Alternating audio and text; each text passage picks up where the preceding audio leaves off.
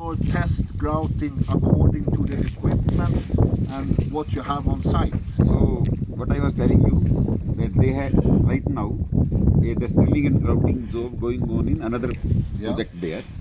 But right now they are doing that alluvial grouting. It is not rock grouting. Okay, But but that's a total different thing. Yeah, different thing. Because it requires, the drilling method is different and grouting method is different and all that. But that agency, that is the only agency available in this region who had some grouting experience. Okay, but this is not my problem. It's the, you have a contract. No, I'm just telling you. Yeah. They are thinking of mobilizing this agency. That agency, who will be demonstrating them the drilling part and grouting part and all that under their, like active participation and all that. And then let us see in a test program how they perform and. But to simplify things, when I look on the ground, the type of rock you have here, when I look on the pictures I see of the course, real course, rock course, I can see two problems. The first problem is that when you drill, your flush is going to go into the joint and lift the rock. Then you open up everything that you have grouted nearby when you drill. That's one problem. The second problem is there is many joints. But your Lejeune values, they are from 1 to 10. Which is actually reasonably tight. Right. What this tells me is that it's a higher risk that all these joints, they are quite small, every one of them. And if you have that situation, it increases the demands on your grout, because your grout has to be able to penetrate. And that tells me that you probably will need to have a very fine cement. And that is probably a special grouting cement that you will have to import from some other place. Microfine, eh?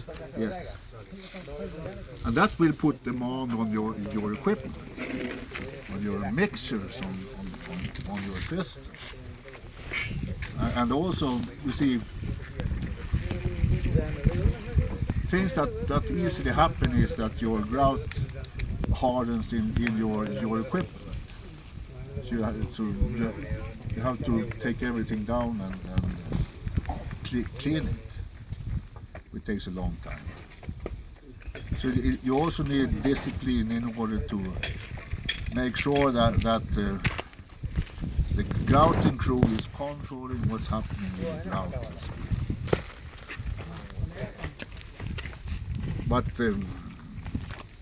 I don't think this is an easy ground to grout, because it's so many joints, and they are horizontally. Yeah, something like this. Bedding, yes. Yeah.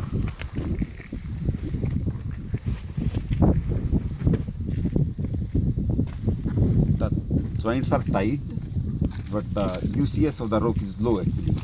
I see what? You have RQD 0. The unconfined compressive strength of the rock is low. Yeah, well, it varies. I would. No, yeah, but this is not. This is residual. This is saprolite rock. Yes, this part is on saprolite kind of material. Yeah. But then very good rock is much below there. Yeah, but it's okay. Yeah. We have some reasonably good rock in the center of the foundation, and then other bank is also somewhat. But that's okay. But the lower quality of the rock, the more difficult to grout. Because it's more sensitive to mistakes.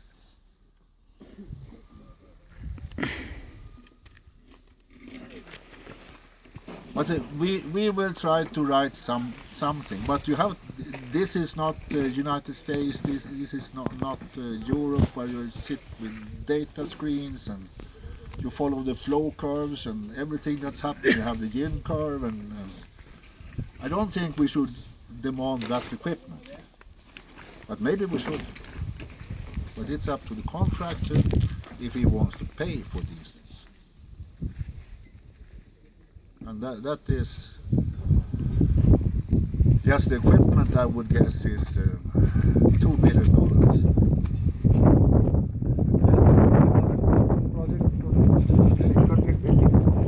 But this equipment won't end here. They might use it later on. But you can buy it also. Okay, you go Atlas Copco or someone like that, and they will supply it. Can we get on hire also from those guys? If they can, Hire, rental? probably. But you will have to pay the transportation cost here and so on. So sometimes rental is more economical than outright purchase. Yes, of course.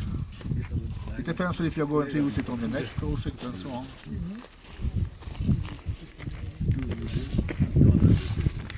I'm told it's the first dam in Nepal. Yes, we know. Not first CFRD, first dam of any kind. Of any kind. Yeah. Before that they have only barrages and weirs and you know. That. But I suppose they have built these temporary dams everywhere. Yeah, so what they call as weirs and barrages, low height structures.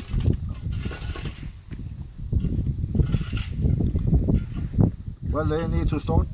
Yeah, yeah. Hydropower is also something extremely important, and you need more electricity. We see that. No electricity at the lodge for a long time. Somebody cut the line or somebody put it off.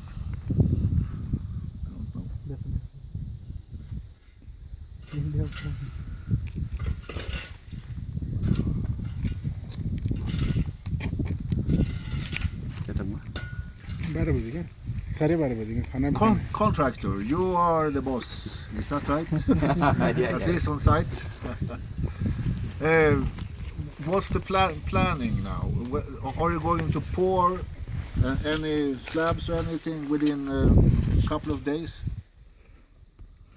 Minimum. I don't think so either. Not slab, but this stage 2 you are planning? Stage Stage 2, or stage some, maybe part of the starter slab. Can you demonstrate? But when is that going to happen? When are you done with all the cleaning, chipping out of the material? Maximum 5 days. No, but everything in place. Everything is in place. With the form work and all that. Actually, we can do concrete down downstairs there. where we were. Do you think okay? Yeah, we will finish the surface, we'll prepare it, and then we'll inform you. No, there we have the copper water stove installed. No. If I want to see a concrete. No, they don't want to see External concrete. plane का कह रहे हैं? So they don't want to see concrete. They want to see picking up some kind of this work, but that work cannot be done. Then we have to stay here for a month. If you can demonstrate this in next 5 days or 7 days, We can demonstrate them. Well, I think let's if we just can say one. We can see how you work with that as well. So. Yeah, that's okay.